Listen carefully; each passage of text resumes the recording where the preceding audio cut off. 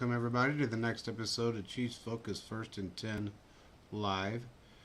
Here with JP and Quentin. What's up, bro? It's been an eventful day.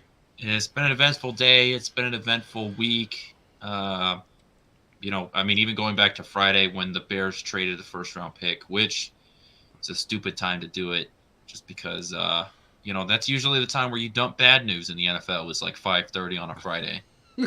So Well, they made look. Everybody's making some very strange moves. There's been a lot of chatter, a lot of crap about Orlando Brown, Tunzel, who else? D Hop. Um, the list goes on. We are gonna hear. We're here to set this damn thing straight. I mean, we talked to a few. I talked to like 8 people today. One of them was just dead set that this deal was done with Orlando Brown. He wasn't coming back. Um, I knew that wasn't the case. I'm not saying he is back yet. I'm just saying that they're talking. And the Tunzel situation, I said it before, I'll say it again, it was smoke and mirrors. The Texans didn't want to get rid of him. He wants to leave, but they didn't want to get rid of him. So it's going to be difficult to get that deal done. The Orlando Brown deal is a little bit different. It can be done. Look, then somebody named ML Football, I have no clue who they are, said they're endorsed by the NFL, which that's probably going to get taken down pretty soon.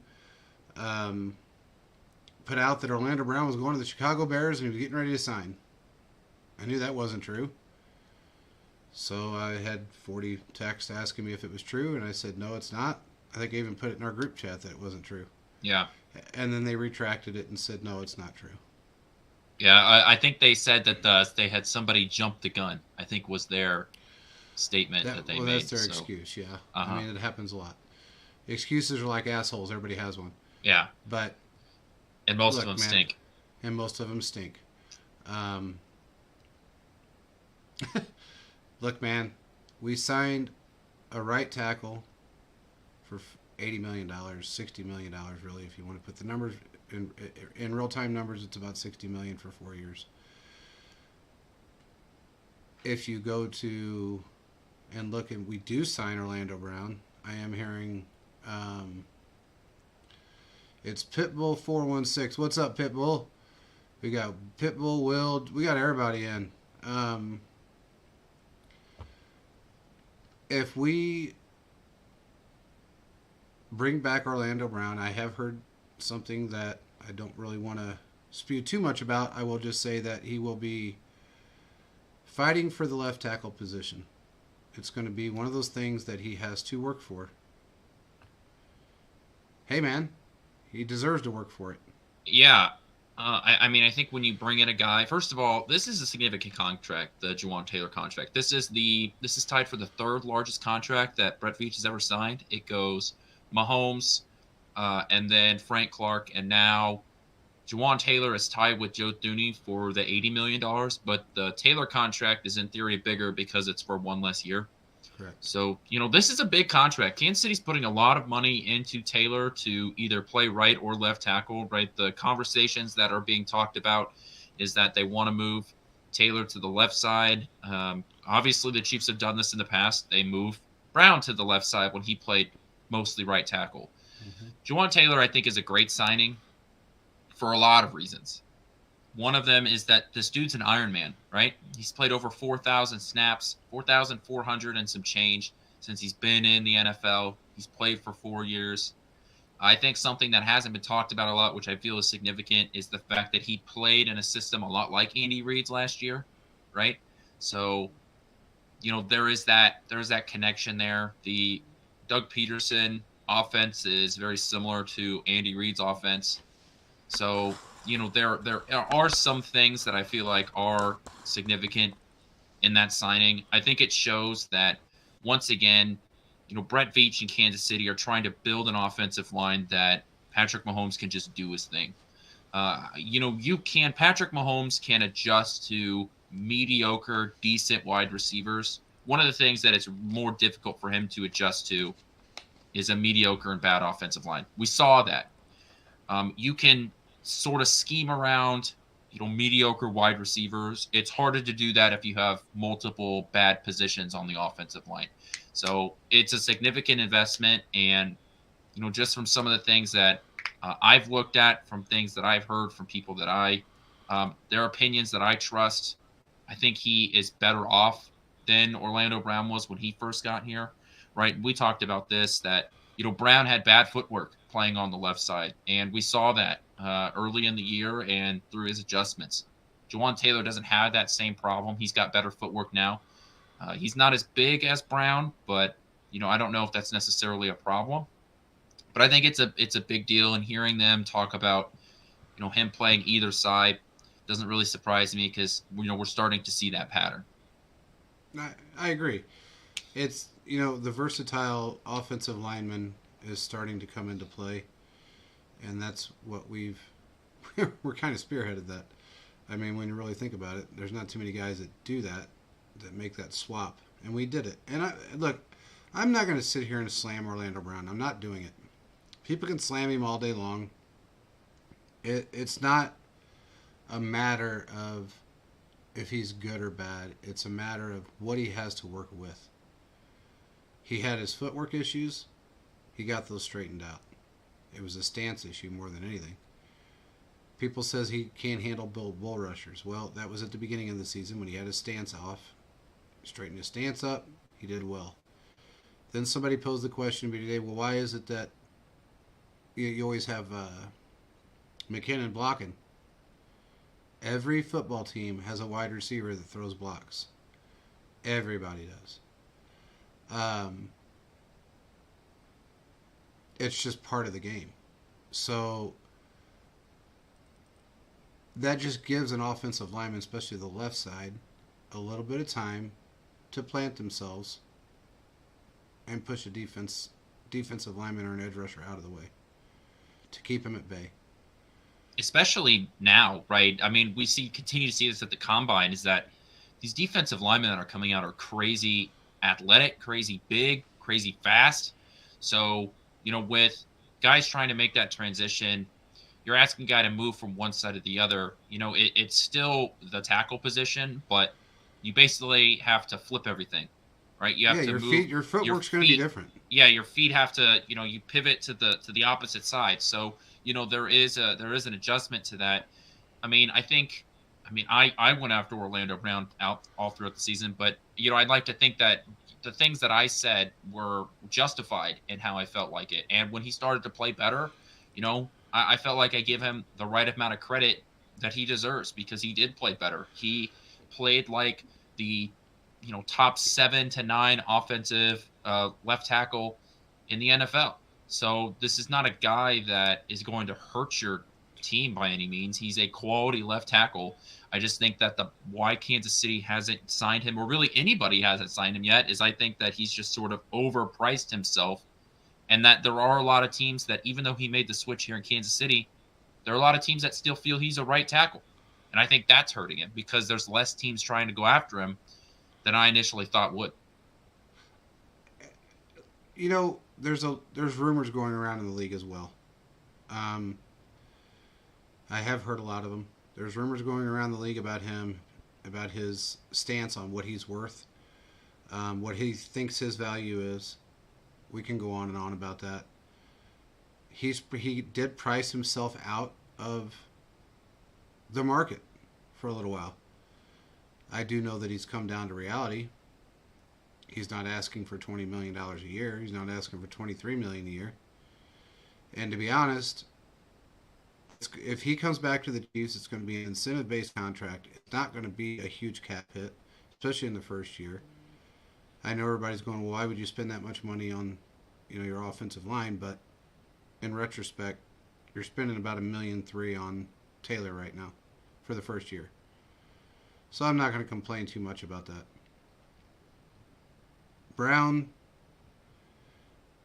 had issues at the beginning, but he also had issues with Wiley And nobody wants to take that into consideration. Wiley got a big payday because of one game. And it's really not a huge payday, it's just a big payday. Bigger than we were going to give him, that was for sure. Yeah. Um, he reunited with his buddy, and that's great. The point is that in retrospect, I mean, you can look at different numbers. According to PFF, he allowed 9 sacks, most, third most in the NFL of one right tackle or one offensive lineman. He actually allowed 13 out of the 26 sacks that Mahomes had on the season. When you have one player on one side of your offensive line that breaks down, your tackles, your center, and your left tackle, and your left guard for that matter, all shift that direction. Because they're trying to stop the melee of what's going on. They're trying to stop anybody to get to Mahomes, or to any quarterback for that matter. It wasn't all Orlando Brown. People can say what they want. It wasn't all him. People, they really have a problem with him. I don't know why. I mean, I can tell you why. I think that, when you come in and you talk a big game about how you want to be paid as the number one tackle in the NFL, and you struggle when you first get here, and then you end up being, the 7th, 8th, 9th best tackle, and you still talk about how you want to get paid as the number one tackle in the NFL, when you aren't playing like that, I think that rubs a lot of fans the wrong way. It's true. I mean, I can agree that. Hey, what's up, Chiefs Live? I can agree with that, but in the same aspect, he's not. I think he's come down to reality a little bit. We're doing good, man. How are you? I think he's come down to reality a little bit. I think he realizes now that, you got 30 other teams in the NFL that really haven't shown any interest. You got one team that did. And again, somebody jumped the gun today and made another mistake. The NFL rooms, there's a certain, what's up, There's a certain group in the kingdom that makes those giant mistakes all the time. Started years ago with Chris Jones's contract, and it's still going on today. They make these outlandish predictions that aren't real. It's not, look, man, there's a lot of smoke and mirrors that go on in the NFL when it comes to the talking heads. They are told to say these things. I told a guy yesterday, I said, this Tunzel deal, I had 2 different conversations with 2 different people yesterday. One of them is usually pretty damn good. And he said the Tunzel deal was being worked on, which it was being talked about. I said, I think it's smoke and mirrors. And he said, you may be right. And if anybody out there is wondering what smoke and mirrors are, if you're trying to bring somebody back on a decent contract, knowing that nobody else in the NFL is really interested in them at the contract they're looking for, you go after, or you put out the, teaser, that you're going after somebody that's just that much better, if not better. And you may be willing to pay them that top money. Tunzel's probably the 2nd best tackle in the NFL. Yeah. Right? Yeah. There's a guy in San Francisco that he's been the best pass blocking and run blocking tackle in the NFL. I think Tunzel sometimes has some problems with run blocking, but here in Kansas City, we don't run the ball that much, for better or for worse. And I think, one of the things too is that if you want to figure out, what you should be paying somebody who's on the lower end of the top 10 in the NFL, figure out what the guys near the top are worth, so you can work backwards from it, so you don't end up really overpaying. Yeah. So I think there's a part of that too. And if you're able to snag one of the best guys at their position off another team, good for you, right? I think there's a lot of reasons to do it. I don't see Houston giving him up, because they already have 6 first-round picks over the next 3 drafts. So I'm not so sure, how they're going to benefit from getting another haul of picks for a player when, you need, at a certain point, you need to stabilize your franchise. And they've been sort of in a treading water here for a while. So just try and, you got to have something to build around. And if you're going to go out and grab a quarterback this season in this draft, having that franchise left tackle is a great place to start. I absolutely agree. I mean, look, we're not going to go into the draft without grabbing an offensive lineman and a pass rusher. It's not going to happen. Those are probably the two first players we go after. And I really hope they go after DeJuan Jones. I mean, I would love to see him in Kansas City. You showed it, you gave me the insight on him, and I went and looked him up, and I don't know, this guy could stop a fucking bus. I mean, he's amazing. Yeah. And the way his body, I don't know if you looked at it, but when I watched it, his body is almost at a 45 when he's got his arms stretched out. And it's like nobody can push him and stand him up. He's got great balance, and I think that amazing balance. I think that you're okay with starting one rookie on your line, especially at the tackle the right spots. Side, yeah. So I think you're okay with that. Especially when you have Trey Smith.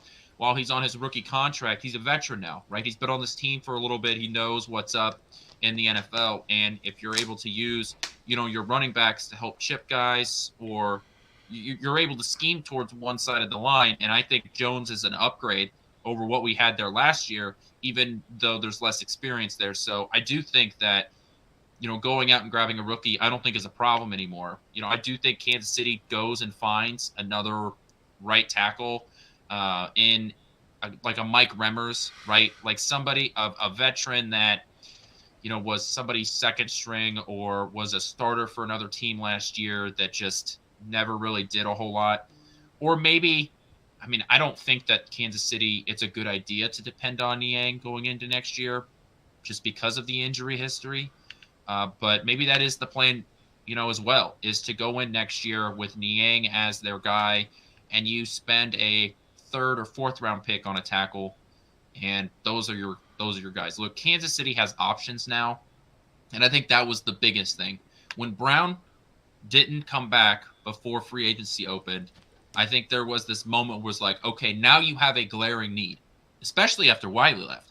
So when you had both your tackle spots to fill in free agency, there was sort of like this moment where it's like, okay, this changes sort of what the expectation was, at least on my part, was what are we going to do at these tackle positions? Because you can't go into the draft with both your tackle spots open. You have to address one of them to once again continue to allow you to this, openness of your options. Here, now that we filled potentially the left tackle spot, right?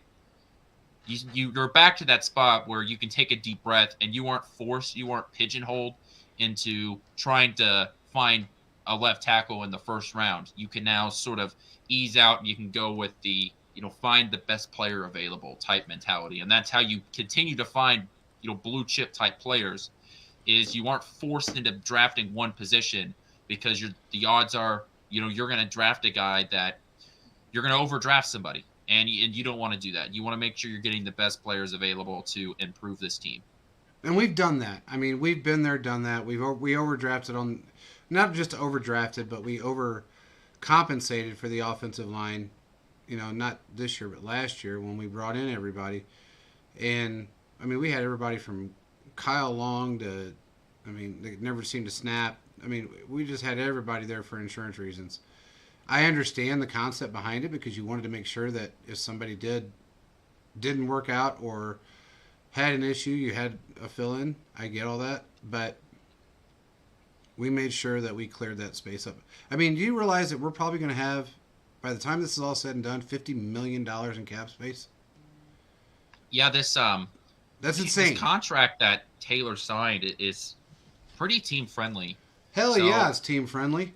Yeah, I'm just going to go over it real quick. So, heading into 2023, he has a base salary of $1,080,000.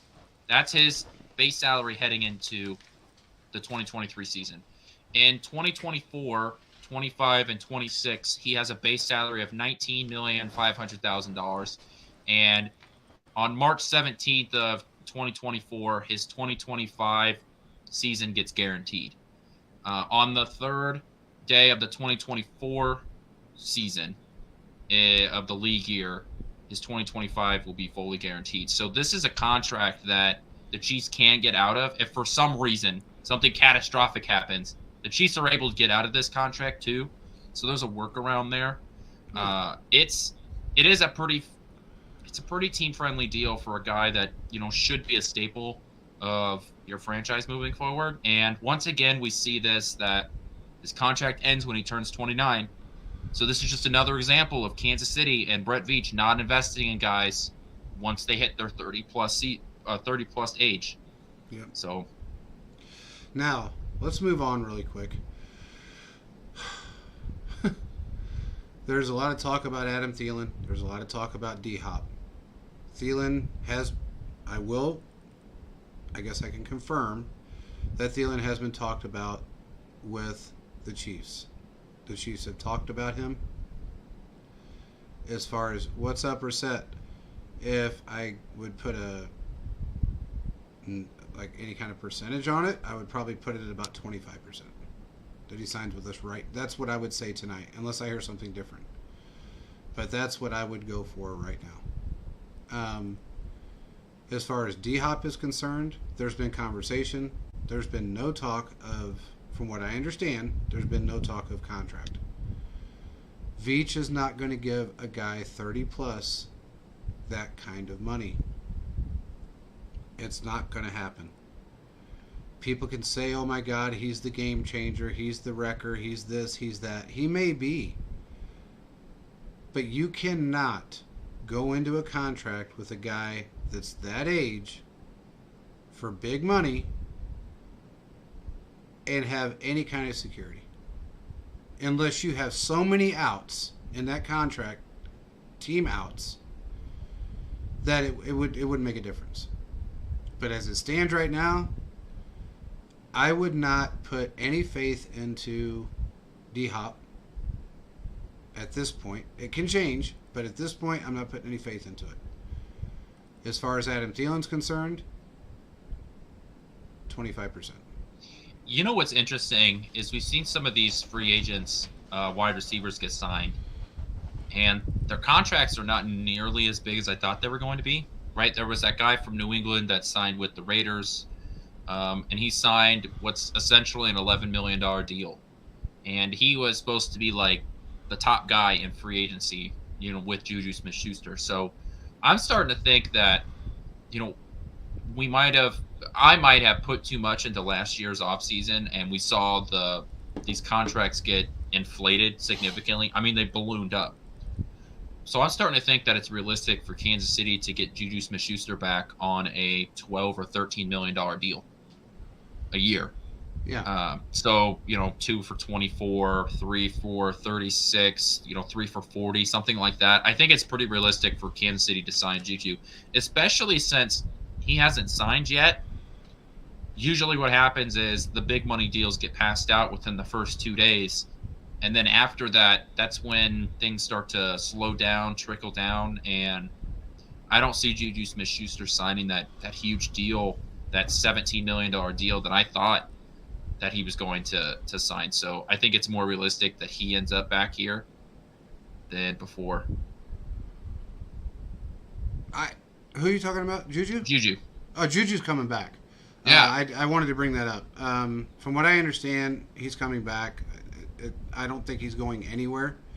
He wants to come back. The Chiefs want him back. I don't see this as an issue. Everything I've heard so far is he is coming back. That doesn't mean they're not going to add someone. It just means they're not going to pay giant money for somebody. They're just not doing it. I know all these fans want every player on the planet and every big name on the planet, but it's not going to happen. Look, man, we haven't needed them yet, so why do we think we need them now? All our guys that we've had that are rookies are now 1 year removed from being a rookie. We still have Justin Ross. We still have John Ross. We have all these guys sitting in the waiting that we really don't even know how well they're going to do. We know Justin Ross is most likely going to be a star. We don't know about John Ross yet, but I know he's speedy. I know he's a great route runner. And if he comes out of the chute playing like he should and could play, we have no problems in a wide receiver room. OBJ is going to end up with the Jets. You mark my words, he's going to the Jets. That's Odell. Yeah, Odell Beckham. Well, the problem is like Orlando Brown Jr. and OBJ is Odell, so we got to be specific about it. We have to be specific. I know, but because it's weird that we shouldn't even be talking about Odell right now, because to be honest with you, that ship's kind of sailed last year. There's always a conversation with Veach. Always. He never not checks on a player. He never not, looks at what they want. But in the same aspect, he doesn't go after these big name players. Adam Thielen's 32 years old. 32. Why the fuck would we ever go out and spend big money on a 32-year-old player? It's not going to happen. If he wants to come in on a very team-friendly deal to get a big fat ring on his finger, I'm all for it. He's just another weapon. If D-Hop wanted to come in and get a big fat ring on his finger on a team-friendly deal, I'm okay with that. I am not okay with giving them $14 to $16 million a year on a one-year deal to come in a spread offense and really not that make much of a difference. I'm not into that. So, and I don't think Veach is either. If he would have been, he'd have done it a long time ago. He's had the opportunity numerous times to sign big players. He's never done it. Big names, I should say. And I think we have big name players. They've proven themselves. Juju's no slouch. MVS is no slouch. He came in to do exactly what he did. Everybody's in the middle of the season, oh my God, he sucks. Why is he here? He came in to be that decoy deep threat. And that's exactly what he did. He did in fact, he did a little bit more than what he probably was set out to do. But he came in and he did it. And this should show you something. Aaron Rodgers had some of the best wide receivers in the league and couldn't get to a Super Bowl with them. He had MVS. He had all of these guys and couldn't get to a Super Bowl. We got MVS. We got to a Super Bowl. He was a big proponent in the playoffs to get us to a Super Bowl. I mean, Juju. He took over that championship, the AFC Championship game. Damn Skippy he did. I mean, what a time to have arguably the best game of his career, when literally every other wide receiver on the roster was injured, out. Yeah. Yeah, he stepped up. He played the game. He did what he was supposed to do. And what I loved about it was the fact that it wasn't just the route tree that he knew that he was designed to run in this offense. He ran other route trees because we were short on wide receivers. It just is what it is. We don't need all of these big name guys. What I have noticed, and I am proud of Chiefs fans to some degree, except for the kids, there's a lot of high schoolers out there that still think we need every player on the planet. But for the most part, it's calmed way down. When somebody gets released, or even the what's his face that went from the Rams to Miami, the corner. I can't think of his name right now. Jalen Ramsey. I mean, he's been non-existent in my mind for a while now, so it doesn't really matter. But everybody wanted Jalen Ramsey the first time around, the second time around. This time, we didn't hear about it. Yeah, and that deal did sort of come out of nowhere, too. A lot of deals did this year. There was a lot of deals that popped out of nowhere. I got to tell you, this offensive line, I usually hear about everything, and you'll know, I'll tell you, this is what they're looking at. Man, Veach didn't even tell his assistant what the frick he was doing. He wanted this shit under wraps. And he made sure it was under wraps. He did that once last year. And I was blown out of the water. And I'm trying to remember who it was that we signed. And usually I'll throw out a hint, whether it be on the show or on, Spaces or something. I had no idea that we were signing this guy. And I can't remember who it was. But anyway, regardless, he's done that twice now in the last 2 years. I understand why he's doing it. But nobody wants us to get any better. It is what it is. It's going to be difficult. Look, it's going to be very difficult for us to jump in the draft The only people we're going to be able to jump over are fire sale teams in the AFC and maybe some fire sale teams in the AFC and NFC teams. Because I guarantee you, the Bills, the Bengals, everybody else is going to be trying to leapfrog us. It is what it is. Yeah, the only teams I think the Cowboys are sitting at 24. I think that's a realistic point that the Chiefs can get to. You're talking about, but that might be as far as the Chiefs could realistically get without giving up a ton of capital. Because that's the thing you got to think of is you don't want to give up so many assets that you're kind of screwing yourself later. Kansas City is at the point where, yes, they can go out and get free agents, and free agents want to come here, but those rookie contracts are just so important because of the control that you have in terms of their contracts, right? They're not really negotiable. They're preset. And we've seen how these rookies can come in and make an impact here in Kansas City, and they're just so important at making sure you're under the cap. And Kansas City has shown that they can bring in quality players even in the later rounds. So you don't want to give up a ton of these picks just because they are vital assets to Kansas City. Absolutely. I mean, we've made a staple in the NFL.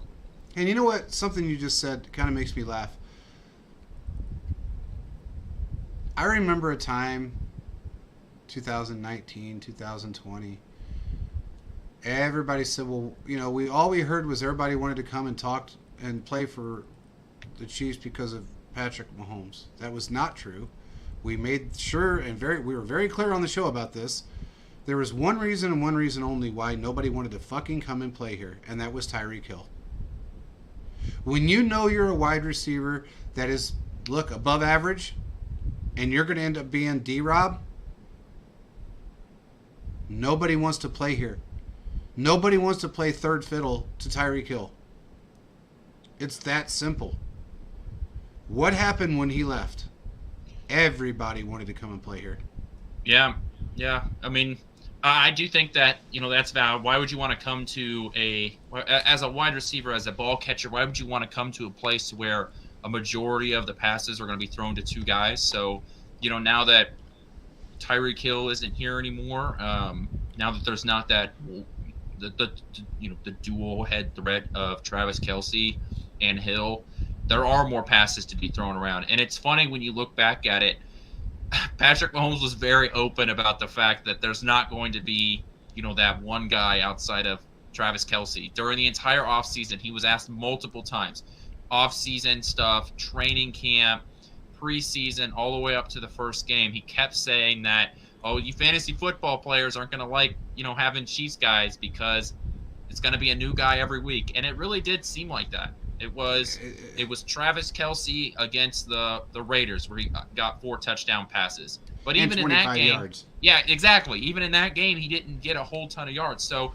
I mean, there were games where, guys went for over 100 yards, but there wasn't like multiple games in a row where it was like, man, did you see Juju Smith-Schuster dominated? Or, there wasn't MVS spent the whole month getting 100-yard games back to back, right? So, I think that that's a way, at least the next few years, while Patrick Mahomes heads into his prime, that you don't have to spend a whole lot of resources, especially money in free agency or trading for guys. You don't need to spend that much time getting those guys because you can work with some of these younger guys. You can go out and get guys that are sort of rejected off of other teams, like Kadarius Toney, right? Yeah. I mean, that's what he was. He was rejected off the Giants. You have a new head coach, a new GM coming in. That's not their guy. They're willing to ship him off.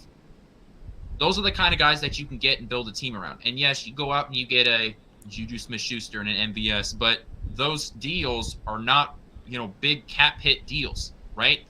Technically, the Chiefs could get out of that MVS contract and it not really affect their dead cap hit money.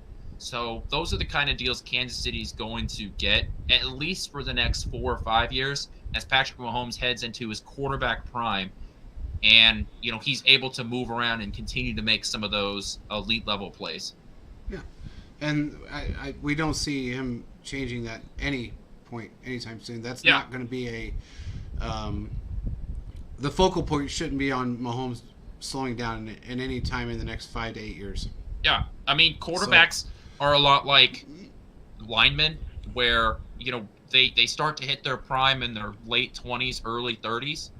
And obviously, so you can make an argument that Patrick Mahomes isn't even in his prime yet, No, just he's based not. off of the rest of the quarterback play in the NFL, which is kind of crazy to say, but when you look at it, look at all the guys that are in their quote-unquote prime that are 34 and 35 years old, 33 years old. Mahomes just turned 27 this past year, and he's surpassed every quarterback in the league, and some that haven't played that were Hall of Fame quarterbacks. Look, man, if anybody thinks that he's going to regress at any point, and you still have that in your mind, you're a fucking idiot, because he's not regressing. There's something wrong with you, and you need to go get checked. Don't know if you got hit. Don't know if you had a bad car accident. I don't know if you just got dropped on your head when you were a baby. But he has not regressed a bit. And for anybody to continue to say that, they're out of their damn minds. He can make everybody else look good. And that's what he has done. Year in, year out, since his first starting season, he has made everybody else look good. Man, if you can make Albert Wilson look good, that's fucking saying something, man. I mean, he was in the AFC Championship with a guy that had more tackles than catches in the NFL and made him look like a fucking star. Yep. You can't get better than that, bro. Aaron Rodgers can't say he could do that because they tried it with him with all those rookies. He failed.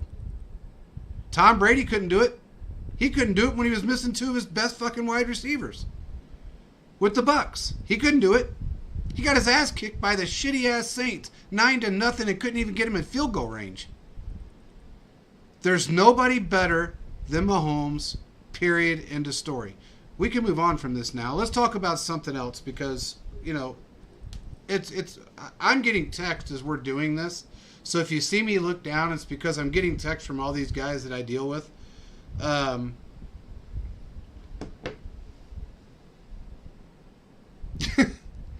Lamar Jackson. Let's talk about this really quick. It's not going to take a whole lot of time. Dude. Let's just talk about it because he's full of shit. He is making a mockery of himself on social media.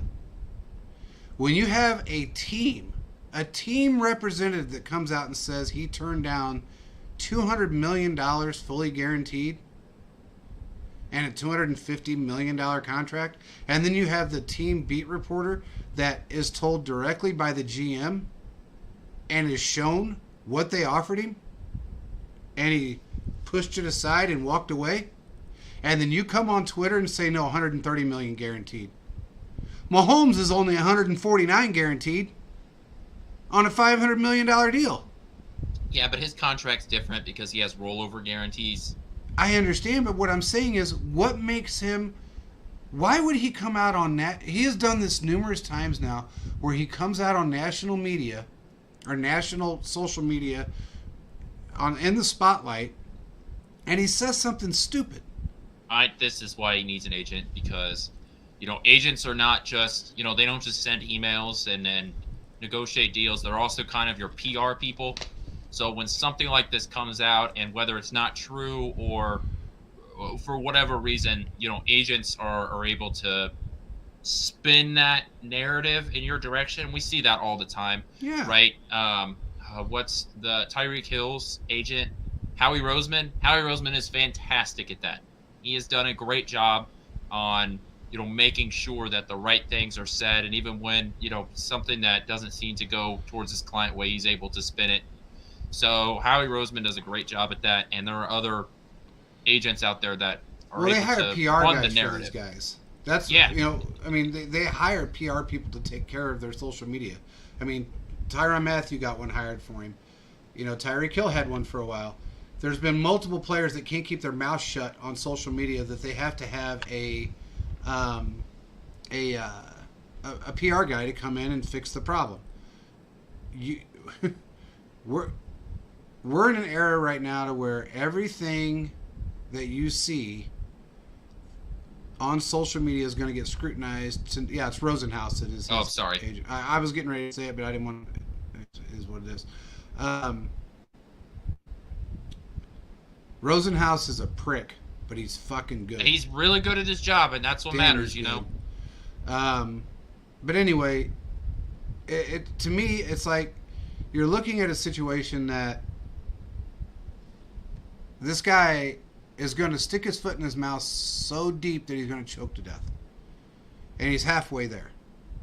He has got to stop at some point. Because he may get a good offer somewhere. He's not going to understand the language in that contract, and he's going to get screwed. He's going to get screwed. Some ruthless-ass football team is going to screw him. He turned down a fat-ass contract. Why? What did you do besides win one MVP and not make it to an AFC championship game? What did you do to turn down $200 million fully guaranteed on a 5-year deal? What the fuck is wrong with him? That's why I've been saying that he's an agent this whole time, and I don't know what else to add to this. I do think that, look, he's one of the most exciting players in our game, right? I mean, I think he gets knocked too much for his throwing the football, his ability to throw the football. I think he's better than a lot of people think.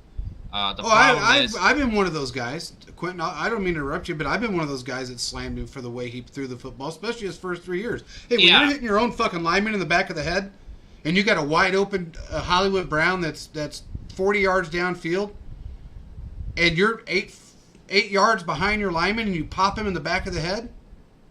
Or then you got another great example was when Mark Andrews was down on the left hash mark, standing there with his arms up like this. There wasn't a guy within 25 yards of him. It was a 47-yard pass, and Lamar missed him by 7 yards to the right. Hey, look what Philip just put in for chat. I didn't see it. Hold on, let me look. Where is it? Breaking.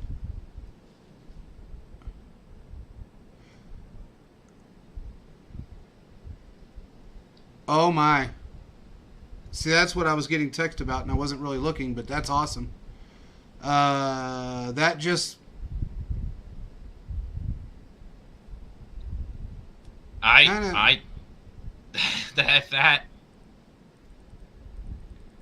if that's true, it is Jordan Schultz, so we have to be really sure that's true. Let me look at... Go ahead, talk. I'm going to look. Okay, I'm going to finish my thing about Lamar Jackson. You look at that. My thing about... I think that, Jalen Hurts has been able to turn his passing game around. Lamar Jackson has been able to turn his passing game around. And I just think that... I think he's doing himself a disservice by not having an agent. And I think that we wouldn't have even gotten this far if he had a free agent. He is an exciting player. He is a really good player. I mean, you win an MVP for a reason. And the first, 6 weeks of the season, we were talking about Lamar Jackson being on another MVP-type season. I know how good he played in the first season because I got my ass handed to me in fantasy football because the second week of the season, somebody had Lamar Jackson, and I got curb stomped. So, Lamar Jackson is one of the better football players in our league, and it's just frustrating to see him continue to go down this road. So, and I think it is on him too. Like he takes a lot of blame here. When we saw him not sign an extension, at this point 2 years ago? It's real. It's real? It's real. It's a done deal. Wow. Ooh, breaking. We need a breaking news sounder now. Fuck. Yeah. That's why when I'm on my phone, anybody that's watching this, if you see me on my phone, that's what I'm doing.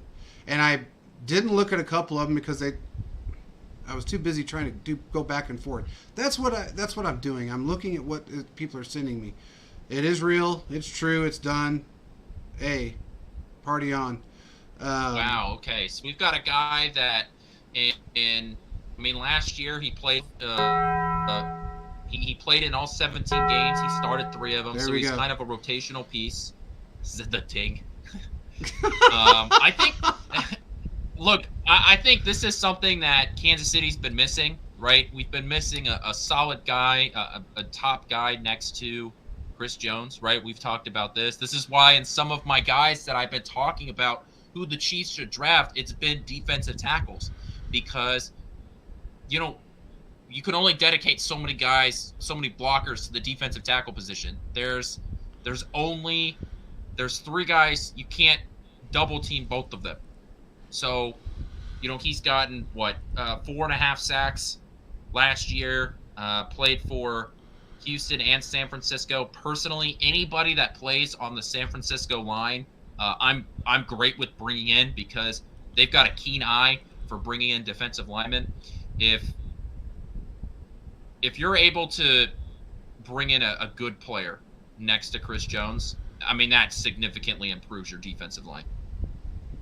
I agree. And what's freaking weird about it is that they were going to... Hold on, sorry, you get the text.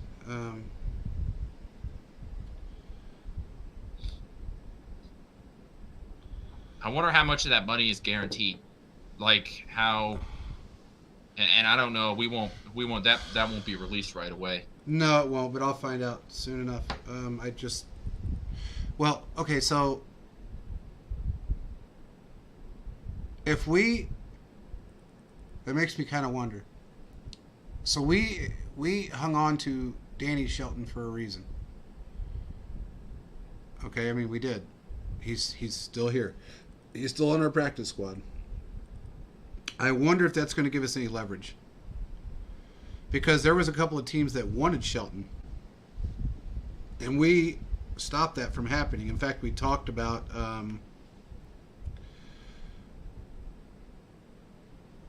Hey, shut up, Brad. It is the Taco Bell fucking bell. Shut up.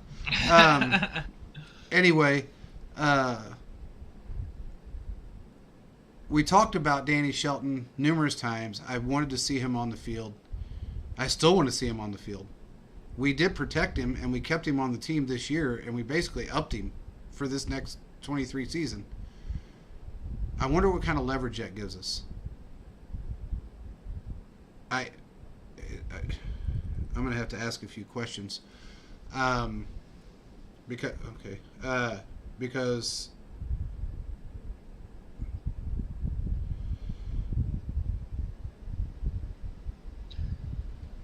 So the Texans traded him to the 49ers in November in 2021, so a couple of years ago. He registered a career high in tackles, sacks, and tackles for loss with 16 quarterback hits and a pass defended, which we've talked about all throughout the season, that a pass defense is an underrated stat in the NFL because it truly is a stolen down. So, I mean, it seems like a good signing up front. I'd love to see the contract. Having more rotational defensive linemen is never a bad thing. And once again, this just sort of does that. It sort of takes the pressure off of, I need to go and fill this role in the draft. I need to go in and get a quality rotational defensive lineman in this draft. Now, obviously, Kansas City still needs that, but maybe you don't have to spend. You aren't forced to spend a high-end pick to go after a guy that you aren't 100% sure about. So that's what this kind of signing does. If I remember right, hey, Philip, answer me this, because I think I remember Charles he visited us in 19 or 20. We were going to sign him. Let me know if I'm right about that. We actually had a deal with him. I think it was somewhat worked out. And then it went a different direction. But I could be wrong. Just let me know if I'm right about that, because I kind of remember this. That makes me happy. I guarantee it makes Chris Jones happy. Yeah. It was 2019. I remember that shit. And I remember talking about it, and I thought, man, if we get him, that's going to be fierce. We waited. Veach is, you know what?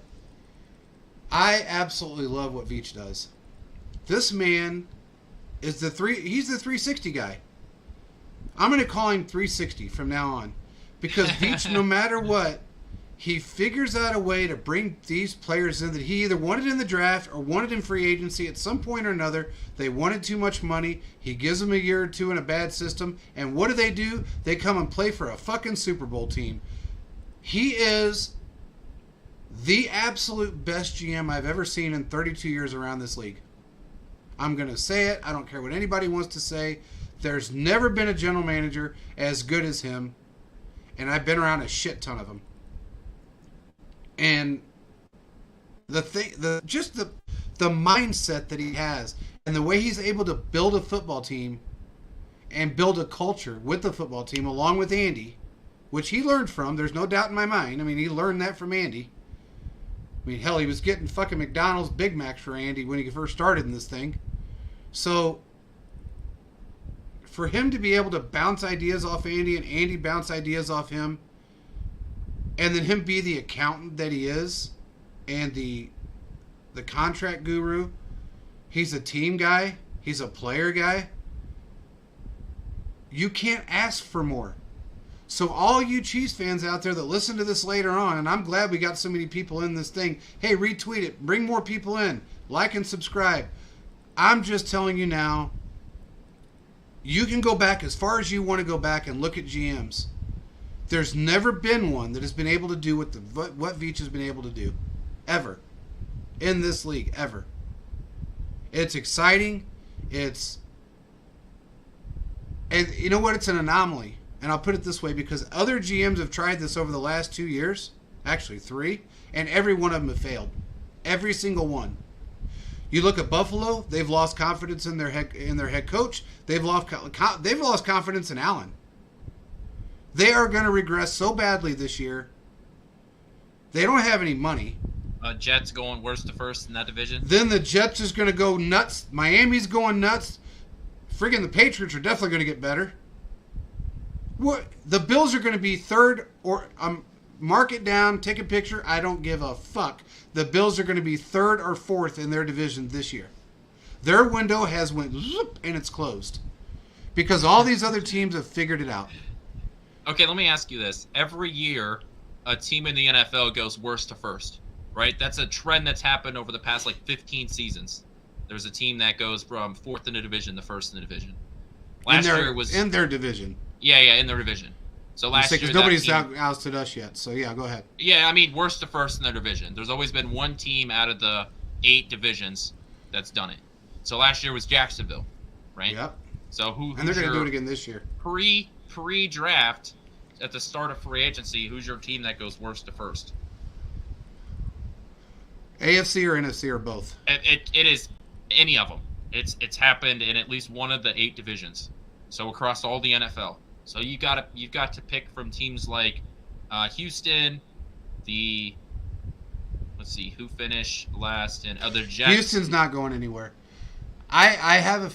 They weren't worse last year, but they were damn close, and I think it was the Jets. The Jets, I think, are going to be one of those teams that are going to surprise a lot of people. If you're going to go from dead last to first, I mean, it's really difficult because nobody's really done anything so far to be able... The Jets finished last in their division. They did. I would say, look, if I had to put it on anybody, I would almost say the Jets. If they sign Aaron Rodgers and they bring in the players that he's asking for right now, which he's getting, so far he's gotten 2 of the 5 that he's asked for, they're going to be in first place in their division. I think they're going to oust Miami because he's a hell of a lot better than Tua. I don't give Tua 5 games before he has another episode, and I'm not trying to be a dick. They shouldn't have him out there. He should not be playing the game of football this year. Period.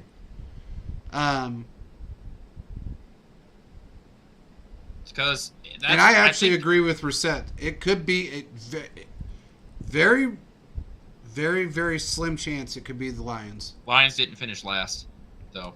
Oh, they didn't. Who was it in their division that finished last? The Bears. The Bears finished last. You know what? Let me retract that then, because the Bears are moving up in the world. Yeah. They're starting to bring in people their organization sucks. There's no doubt. I don't have any respect for their organization and what they've done. I have a theory. Okay? I have a theory. Just see what you think about this. The quality of your field, okay, is a good representation of the quality of your organization. Absolutely. Absolutely. Bears, garbage. Washington, garbage. Raiders, garbage. Kansas City, pretty freaking good. Yep. I'm just saying. It's a theory I'm working on. The Raiders, that's right, Brad. They did sign Montgomery. The Raiders field, I will say, looks like a golf course. The new one. They do the same thing similar to what Arizona does. It's grown outside, then it's brought inside when it gets too hot. The biggest problem in Arizona is that what the fuck? Michael Burton, this? Our Michael Burton? And I'm missing everything right now. Why is all the news coming out at damn near 9 o'clock? It happens all the time. When they gave me that Shady McCoy thing that time, it was at like 11:30 at night. When I got the Trent Williams situation, it was 12:30 my time. I can't believe Michael Burton is gone. Yeah. He's 31. He signed with the Broncos. Burton's 31? Yeah. I thought he was younger than that. I don't know why. So, mostly he's a fullback, so mostly a special teams guy. The Broncos are going to spend next year running the football. That's what they're doing. They are building a team to run the football because they do not trust Russell Wilson. So, that's what that signing tells me. In that, I don't know if the Broncos finish last in the division again, but just because, the Raiders are so bad. To answer your question, I think, they pick up a fullback again. Because you have to have somebody play special teams. And Andy Reid has had a fullback on his roster for, over 20 years? So why would you go without one? Hold on one second, I'll read something. Give me 1 second. You want me to ramble on about how fantastic the fullback position is? And, if you thought running backs were being devalued.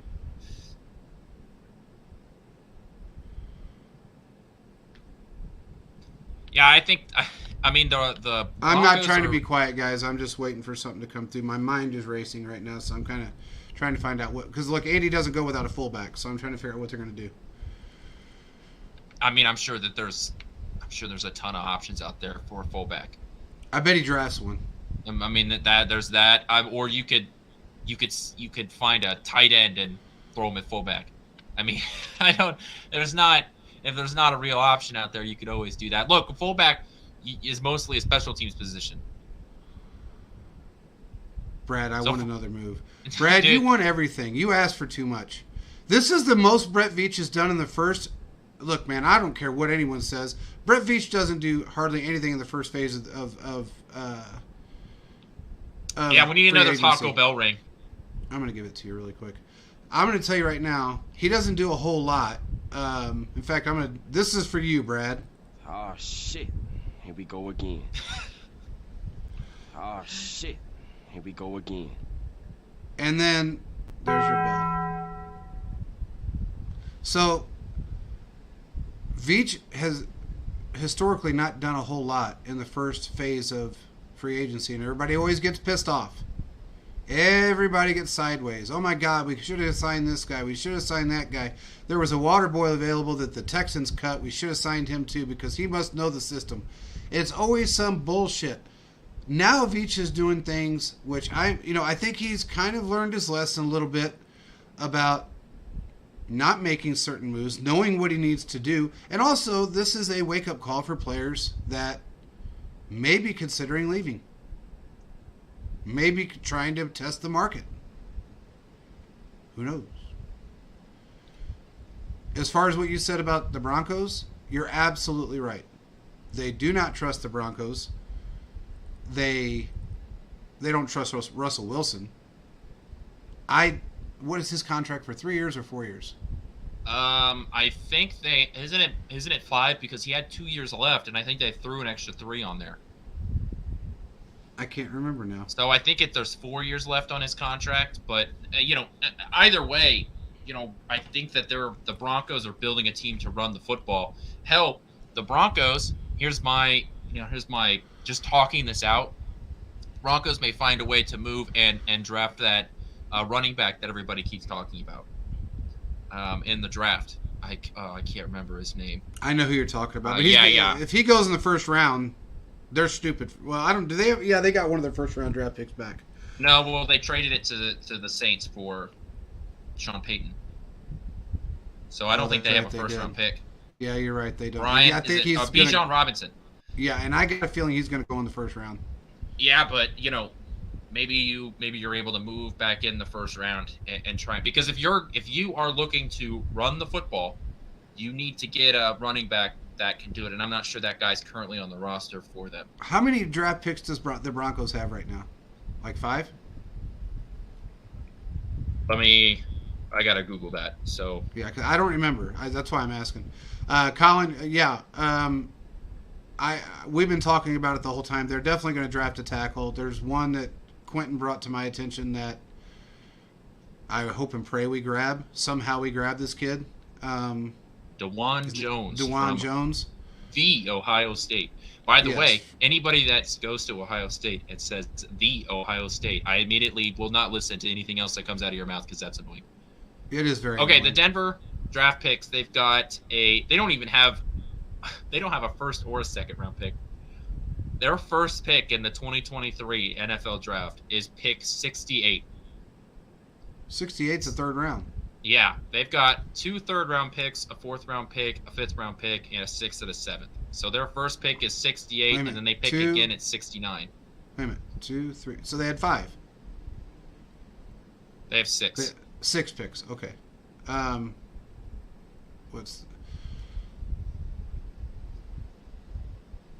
Who's this? What's this contract for?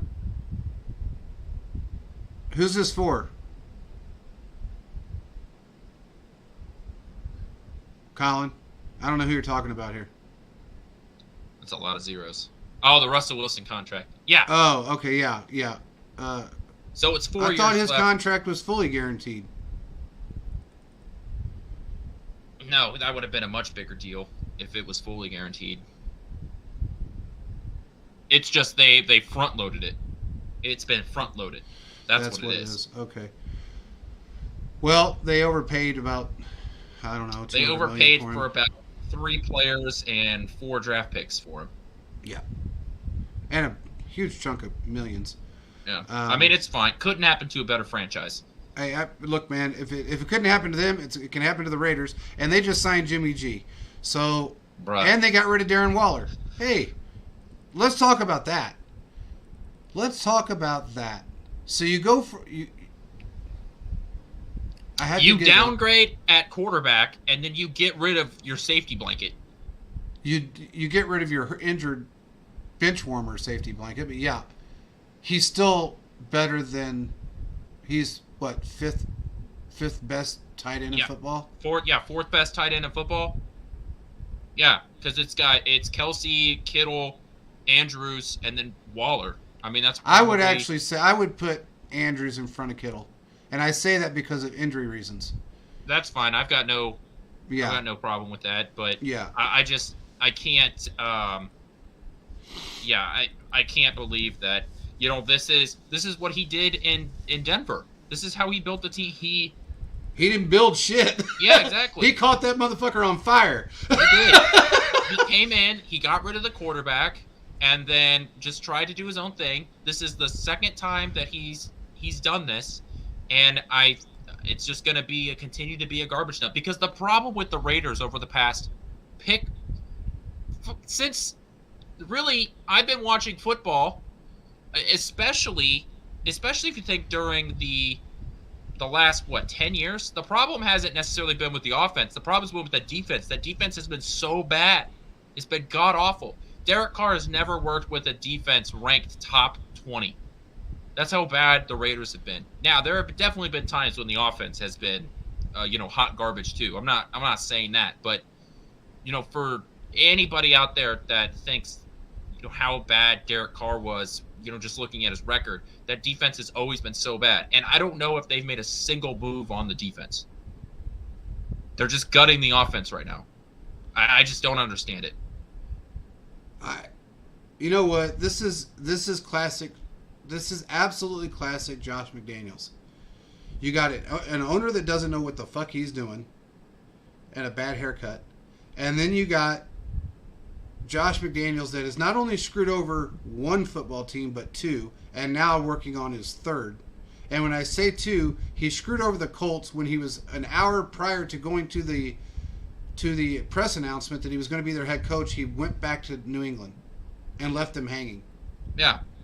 So, if anybody wants to know how bad of a coach he is, look at what he's done. Why do you think, since he's been in the league, he's been offered 3 positions as a head coach?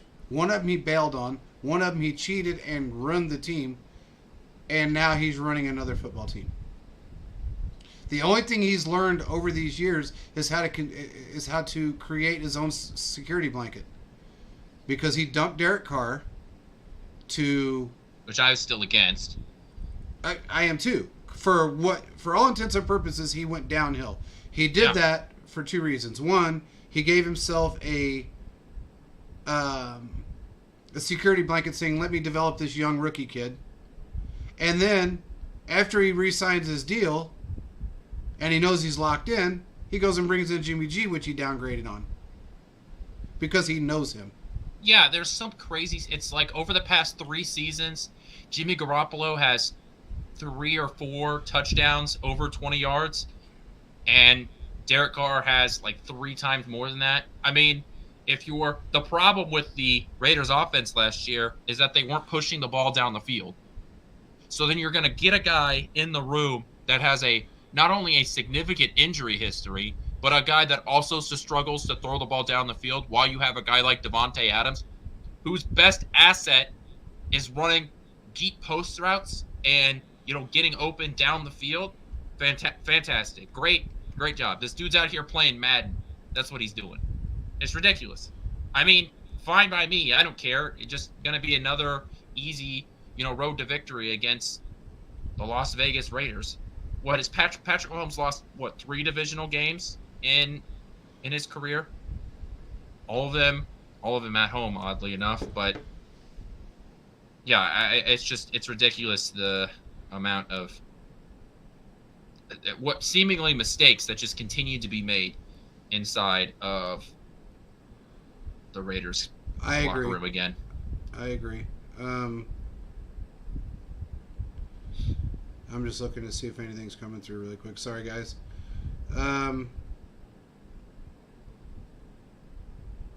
Nothing yet. Might be it for tonight. That's the only text I got. Maybe one more from another guy. Working on one more. That's all I got. I don't know if that's going to happen tonight or not. This is a good day in Chiefs Kingdom. I don't know about you guys, but I'm pretty excited. Let's go back to our list of, we get off track. The one thing about our show is that we're really not Brad wants regimented Taco too Bell. much. Yeah, Brad, you know what? You are a Taco Bell. We get off track just because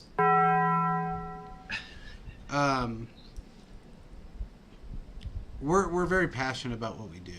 And there's times, we're not these regimented style guys that, want to go stats. You got 10 minutes here, 10 minutes there. We're trying to do that to some degree, but it's hard. It's hard to be... Yeah, Colin, you're right.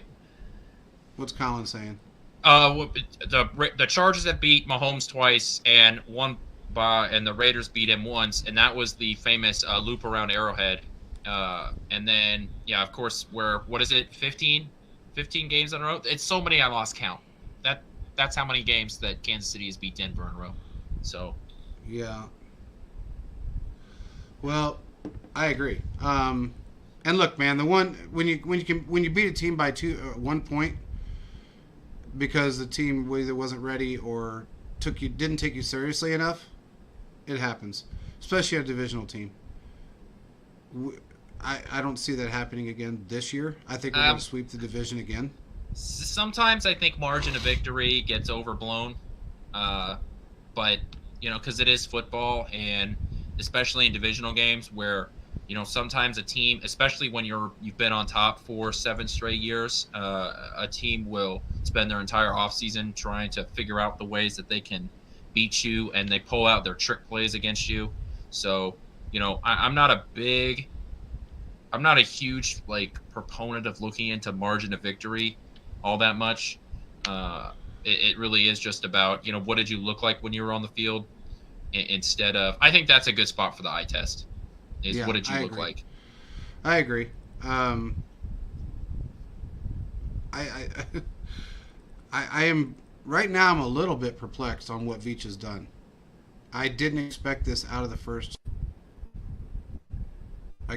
phase of the draft, especially the first day or two. I didn't expect this. I'm happy he's doing it. I'm glad he's doing what he's doing. He's just proving to everyone that he's serious, and he knows he's made that mistake in the past. But this is it's our time, man. It's our time to, when you're looking at a team like the Jets that are going after Aaron Rodgers and loading up, you look at other teams that are trying to load up and make changes.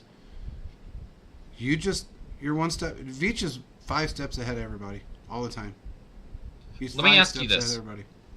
After the defensive lineman getting signed, what do you feel like is still the number one need? And do you feel like that will get filled throughout the rest of free agency, or it gets filled in the draft? I feel like we need edge rusher. Mm-hmm. And I feel like if there's not, I feel like there is somebody that's going to be in free agency that we bring in. It may be Frank Clark coming back. But I feel like it's going to come through free agency on an edge rusher because we already have one rookie on one side. Now that we do have a couple of veterans on the defensive line, maybe they will go. It's such a heavy. It is. It's a very deep defensive line. This Not might just be a situation edge, where but they can bring tackles one in. too. Exactly.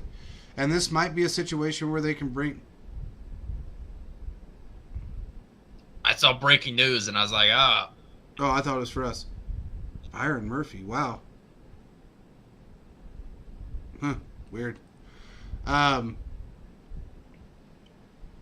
feel like they could potentially go in the draft for this, but I feel like they're going to want to try and bring back another veteran for the look. You don't want a second-year guy, even though he's improved leaps and bounds. You don't want a second-year guy on one side and then a rookie on the other side. Yeah. I just don't want to see that. Now, if you find somebody that can step in that role, which Veach is a god at, and can come out as a day one starter and be able to protect Mahomes and create havoc, the Frank Clark style havoc, which I was very happy with. People can say what they want. I was happy with what he did. Then I'm okay with that. Is Noddy gone? More than likely. He's still a free agent. He's still a free agent. I don't think he's coming back. If he does come back, it's because nobody else wants him, and they're not going to give him a deal that's better than what we offer him, which is going to be minimal. So I just feel like we need to, if you're going to consider bringing an edge rusher in, you either have to go for the best in the draft that will fit within our system, or you have to bring in some veteran that knows what they're doing. I mean, the Saunders is still a free agent too. I haven't heard anybody. He's coming back though. From what I heard, Saunders is coming back. Look, Kansas City needs to sign about 40 more players before they head into training camp, because you need like 90 guys when you're going to camp. Currently, there are 51 guys on the roster now. Yeah. So you still need to make a bunch. There's 11 draft picks, so that moves you up. I don't know. If I were to list needs, I still think right tackle is probably your number one spot you need to address right now. I'm not really worried about that necessarily because the offensive line and defensive line is so deep, especially the defensive line. And then, the defensive line, because I think Karlaftis showed a lot towards the end of the year. I think he could be an 8 sack to 12 sack a year guy. You have Chris Jones. We expect him to get an extension. From what the Chiefs have said, it sounds like they're not going to give him an extension until after the draft. They're not. I mean, it's done, but they're not going to announce it until after the draft, is what I was heard. So, which is fine. The Chiefs are going to have to generate cap space, right? They've got, well, I don't know how much cap space they have left after that signing, but Over the Cap has them with about $7 million left, but I don't know how much that cap hit is for the guy they just signed. So, they are going to have to. I think that's after the signing. No, they don't have him. They're almost instant. They don't have him on the website yet, so I don't know how much cap space they have for. It could just be they have him as a $1 million hit. They sort of like they did with Juwan Taylor. So I'm not sure. You've got 11 draft picks, so you're going to need somewhere around $13 million. If you want to get all 11, yeah. To sign all of those guys. Yeah.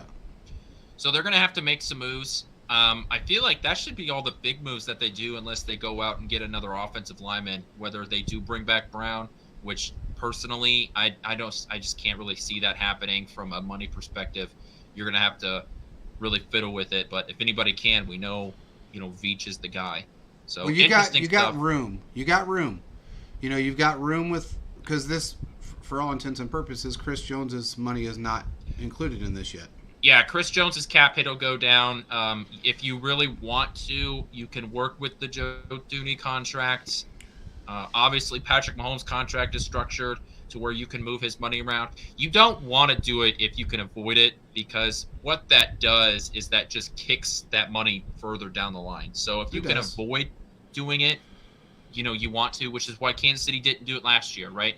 You don't want to end up like the Saints, where every year you're like $60 million over the cap, because that's all you did when you had Drew Brees there, is you just continued to push money down the line.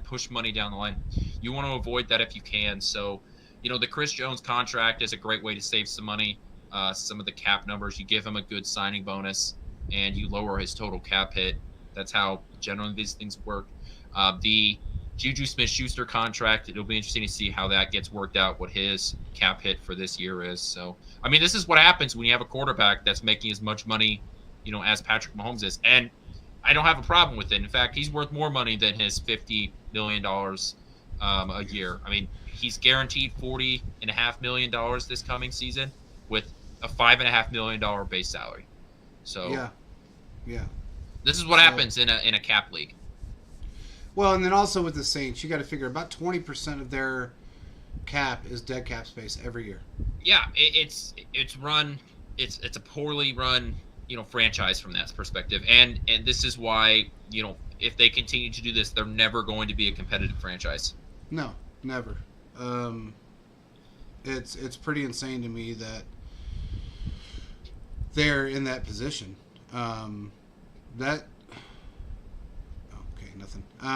is something that I have been pretty amazed with through this whole thing, is that you look at some of these teams that, and I talk about this all the time, some of these teams, they throw all their eggs in one basket for one season. And then the following season, either whether they make it to the playoffs or they don't make it to the playoffs, or they make it to the Super Bowl or don't and lose, either way, they don't make it to the playoffs the next season. They're a 5 or 6 win team. The Rams are notorious for it. Every 4 years the Rams would get to the Super Bowl. About every 4 years, it seems like, under McVay anyway. Especially when there are so many, especially in the AFC, where that you're going to have to build up, right? And if you don't have a franchise quarterback, that's what you have to do. You have to go in and try and invest all of this into 1 or 2 years, because you're going to have to beat Patrick Mahomes in the Arrowhead Invitational every year. Yeah. Hey, thanks, Brad. I know. I know I do.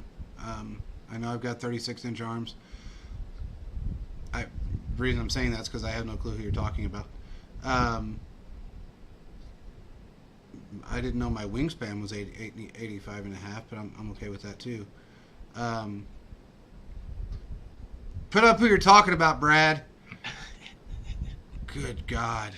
The stuff we deal with on this show. Anyway, let's get into a couple more things before we have to end this thing. He's talking about Charles, man. Oh yeah. Guy's a beast. How old is he? 26? Well, he's not 30, I can tell you that. Well, no, he wouldn't be signed.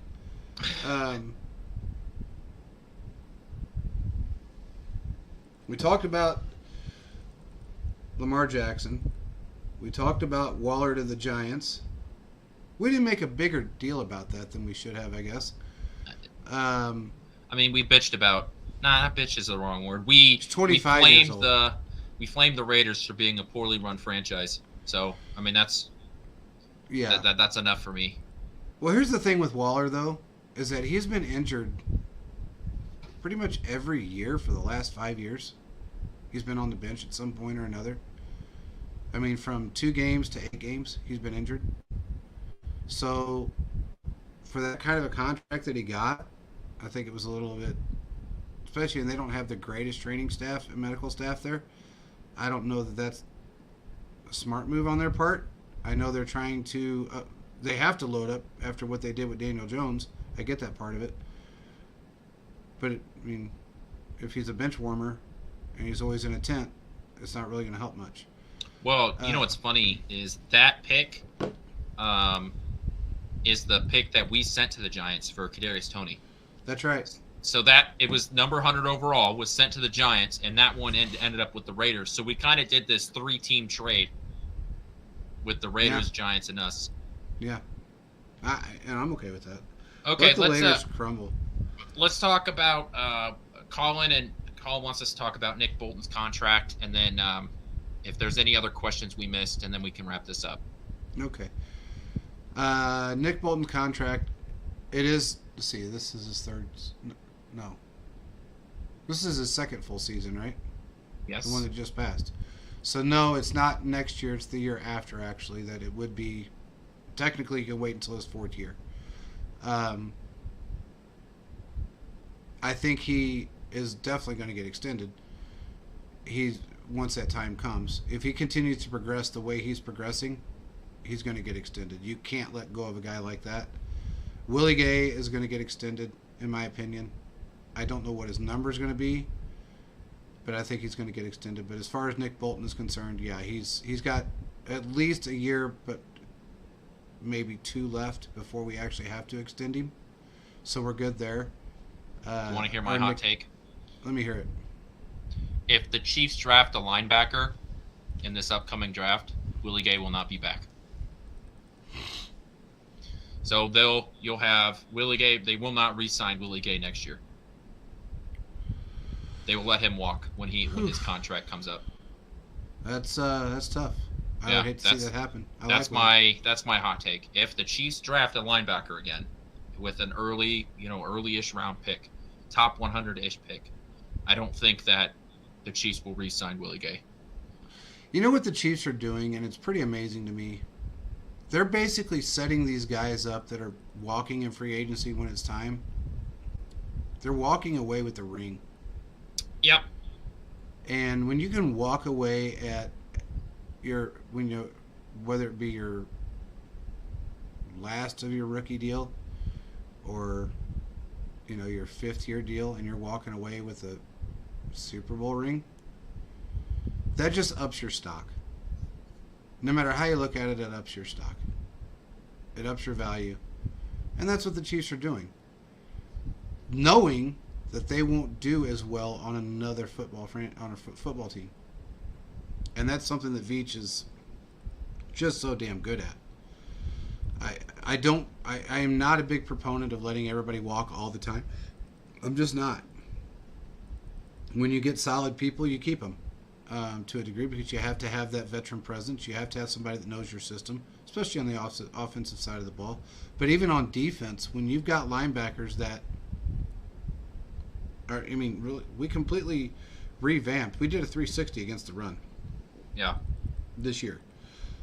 You don't really want to change that. And if it just gets better, let's kind of hang on to what we got. Yeah, I'm not saying that that's what happens. I'm just saying that if that's what Kansas City does, if Kansas City drafts a linebacker with a top-ish pick, I think they're going to do sort of like what they've done with the safety position, right? Where they draft a guy a year in advance and they end up, letting one of their starters go. That's what I think will happen. And if that does happen, I think that we really see how Kansas City is going to address the defense moving forward, because that's what they did with corner, right? They've continued to invest in that position, and they let a veteran walk, sort of next guy up. So I'm not saying it happens. Yeah. I'm just saying that I think that that's something to sort of pay attention to. In terms of his contract, so I think the highest paid safety middle linebacker in the NFL is Roquan Smith, who's averaged $20 million. There's not really a huge jump off of there, because then you get like Shaquille Leonard is making 19.7, and Fred Warner is making 19.2. So there is a steady line of where guys fit in. Tremaine Edmonds, I believe, signed literally today or yesterday with the Bears, and he signed an $18 million deal average. So he probably fits in with like a Tremaine Edmond, because he's not a Roquan Smith or Shaquille Leonard, right? Those guys are getting their third contract. So the top end for him would be like 18. I think that he's kind of like a Matt Milano with the Bills, who's making 10. So I'd probably making 14-ish million a year if I'm just taking sort of a blind stab in the dark. Are we talking about Willie Gay? I'm talking about Nick Bolton. Oh, Nick Bolton. Okay, yeah. So somewhere 14, 15 is probably his APY, right? Yeah, I would say in that range. And I think he'd be happy with that. Yeah, I mean, we'll see. But I don't see them investing a ton of money in that position, because, middle linebackers are sort of becoming the running backs of the defense, where a lot of teams are devaluing that position. I mean, I don't think that that's necessarily a good idea. No, but definitely not. There are a ton of teams that are no longer investing a lot of money or resources into the linebacker position. And what that does is that it can make some of your guys that you're looking into a little bit cheaper. I mean, Matt Milano basically shut down Travis Kelce, right? Yeah, he did. I mean, Matt Milano Shut was down a a lot damn of good people. linebacker. He's a little bit of a dirty player, but he does what he's got to do. I mean, he's only making $10 million a year. So, there's a way that you can get a guy, on a cheaper deal. Now, it's also important that he will not be hitting free agency too. So you're not paying the free agency tax. And there is a tax to hit free agency. So I think that $14-15 million, which is a lot, but I think that you could probably get Nick Bolton for that. I think so too. You may even be able to get him a little bit cheaper. He loves being in Kansas City. I don't think he wants to go anywhere. And sometimes I've noticed these players have started to, especially with Kansas City, they have started to not devalue themselves, but take a little more team-friendly deals to stick around. And I kind of like the fact that they're doing that. Brad, what's going to happen with Snead after next year? I think Snead gets re-signed. I think it happens. I don't think it's going to happen anytime soon. I think it happens probably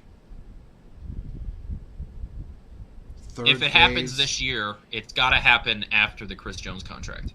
Well, definitely. The Chris Jones contract is going to be the first thing that happens. Yeah. I still think that Veach will look at the numbers similar to how he did with Chris Jones with his first contract.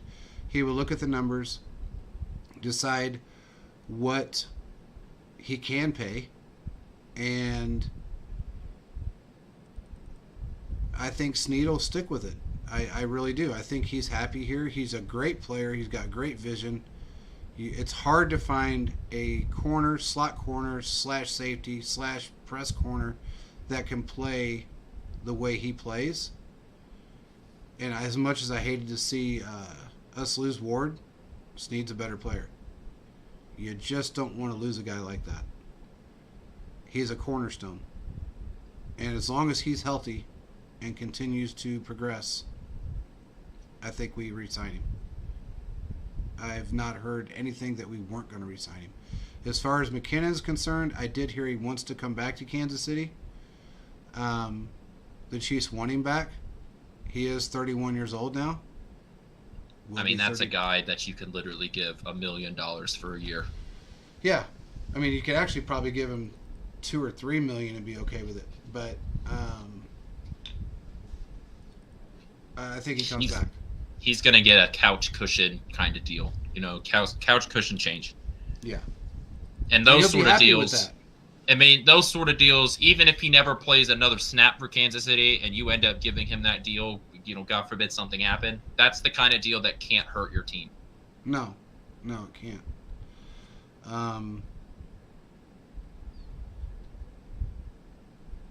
Okay, so I just got a text. It said that this is probably it for tonight, but there's going to be at least one more move in the next 2 days. At least one that they know of. So we'll see what that move is. Veach has done things that I didn't expect. If he does one more move this early in the draft, that's a lot for him. A whole lot. So we'll see what happens.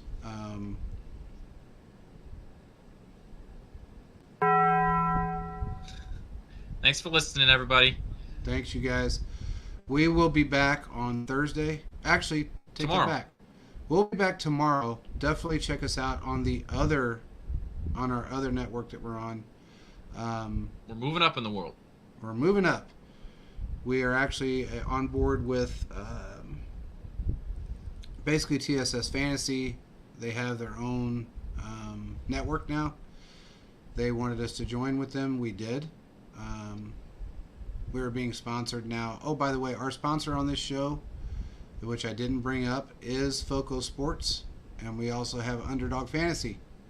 We are going to be putting those numbers up on those commercials up on this show pretty soon.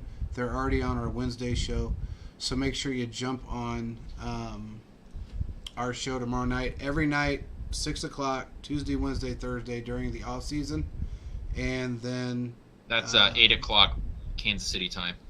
Yes, 8 o'clock Kansas City time. 6 o'clock PT, I should say. And we are going to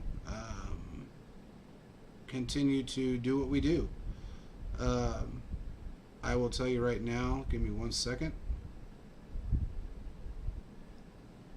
I'm going to give you the actual ad. I'll send it out anyway, but I want to make sure everybody knows where we're going to be tomorrow night, because we are on 2 different channels now. So let me find it. Sorry guys, when you get 64,000 text, it's kind of hard to go back to where you're at.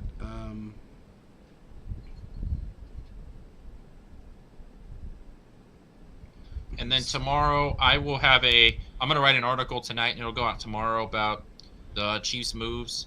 I have one that was going to come out about Orlando Brown, but with this Charles news, I'm going to look into him tonight. I'll have an article coming out tomorrow, just to sort of give my thoughts, have a little bit more time to process that. So I'll let you guys know what I see in terms of some of his plays, and how he can be a fit here in Kansas City. So I'm going to do that tonight. And he says I'm saying 4 years, around $45 million with $22 million guaranteed for Nick Bolton. That's what Colin said. I mean, it's a little over 10 a year, which is what a lot of guys are getting. That's not bad. I mean, and he would be okay with that. I think he would be just fine with it. Yeah, that's Matt Milano type area. So yeah, and honestly, he's just as good. He's just not dirty. Matt Milano's a dirty ass player. Sorry, but he is. So go on YouTube for tomorrow night. It is called Fantasy Sports Corporation, FSC. We will be on there at 8 o'clock Central Time. And we're going to have a lot more to talk about, I'm sure. We're also going to be doing some different segments. We're going to invite some people on the show. So anybody that wants to be on the show, make sure you let us know. We're going to have some other podcasts jump on. Some other live shows jump on. We're going to have some guests come on.